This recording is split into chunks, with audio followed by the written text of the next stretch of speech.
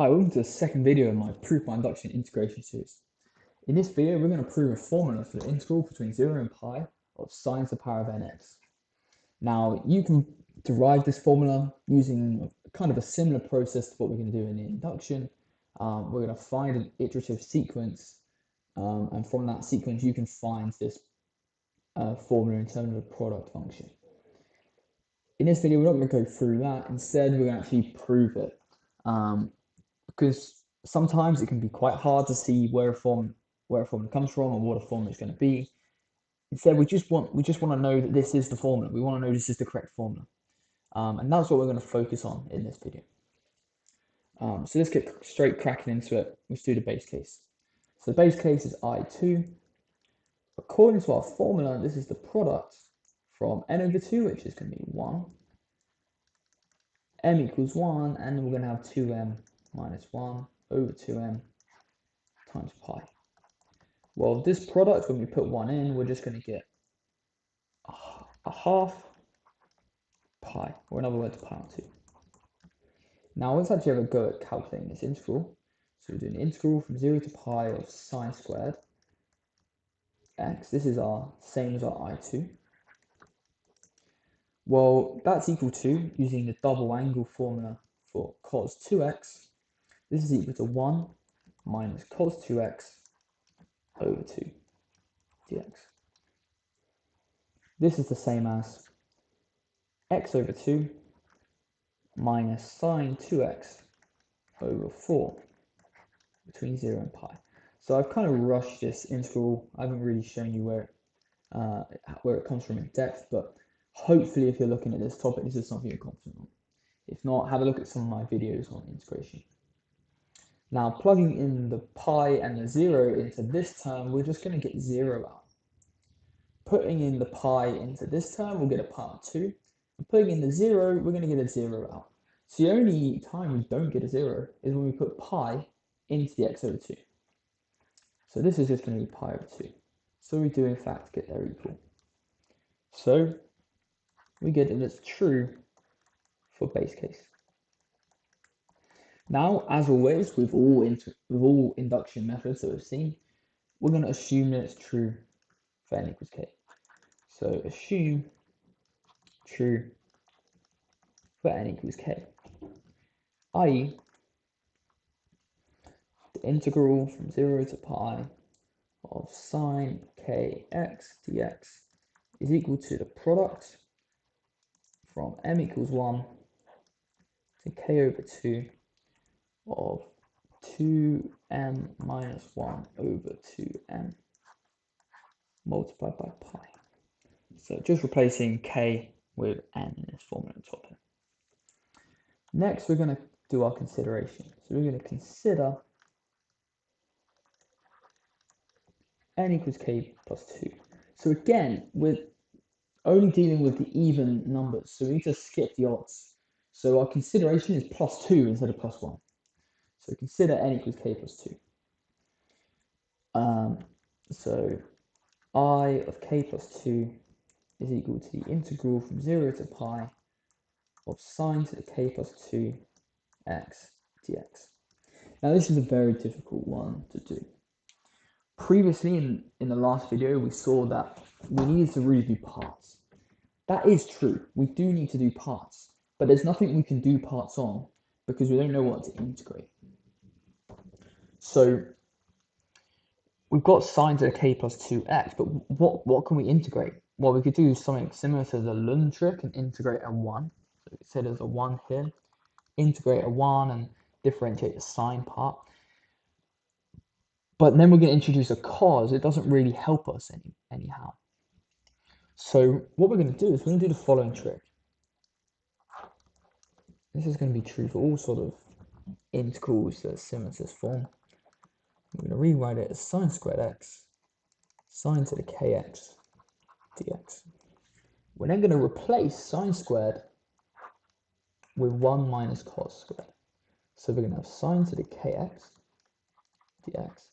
That's going to get us our ik minus the integral from 0 to pi of cos squared x sine to the kx dx.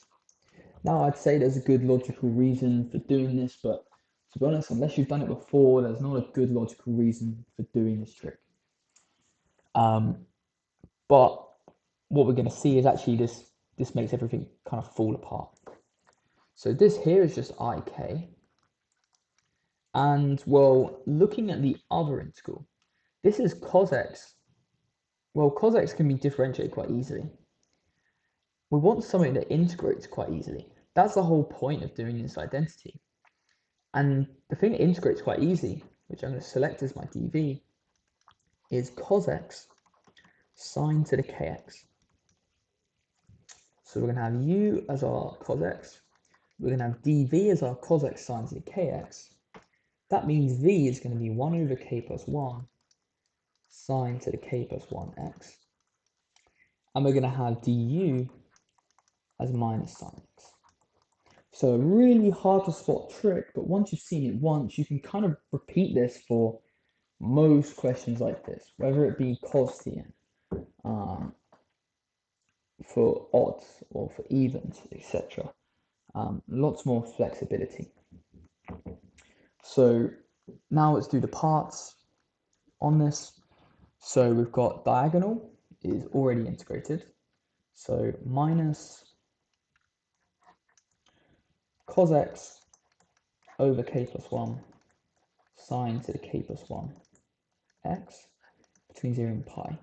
Now notice this is 0 because sine of pi is 0, sine of 0 is 0. And the rest is all continuous, so this is just going to be 0. Next we have our vertical. Vertical is integrated. So we have minus from here. We have the minus from the parts. And then we have the minus from here. So we've got a triple negative, which just becomes a single negative. The integral of 1 over k plus 1. And now grouping up the signs, we have sine to the k plus 2x dx. Now, if you haven't seen this before or a question like this before, try sort of repeat this step on your own. Maybe after watching the video, have a go at doing this yourself. See if you can copy it. Maybe change the bounds from 0 to pi on 2. And just see if you can repeat this where you form this iterative sequence. Now, we said that the bracket up here will be 0. So we get ik minus, well, this is 1 over k plus 1, ik plus 2. And this is where we get our sequence. We get ik equals, or ik plus 2 equals ik minus 1 over k plus 1, ik plus 2. Which is quite nice, I think. All right, now adding this over to the other side, we're going to get k plus 2 over k plus 1, ik plus 2 equals ik. And well, our whole idea is to involve our induction step with our consideration. And this ik plus 2 is our consideration. So we have, if we consider, again, just so it looks a bit better, consider n equals k plus 2. We have ik plus 2 is equal to k plus 1 over k plus 2 ik. Well, all I've done is I've rearranged this. And well, this is the same as k plus 1 over k plus 2. And now we need to just implement this formula, our assumption. So we have the product until k over 2 from m equals 1 of 2m minus 1 over 2m times pi. Now, really, we want this product to be up to k plus 2 over 2. So we're just missing the k plus 2 over 2 term. So let's see what would happen if we set m equal to k plus 2 over 2. Well, the top, we're going to have 2 times k plus 2 over 2 minus 1 over 2 times k plus 2 over 2. And well, on the top, we're going to get k plus 2 minus 1. And on the bottom we're going to get k plus 2, which is the same as k plus 1 over k plus 2. So in fact, what we've got is what the product up to k over 2 multiplied by the k plus 2 over 2 term. So we can rewrite this as the product up to k plus 2 over 2.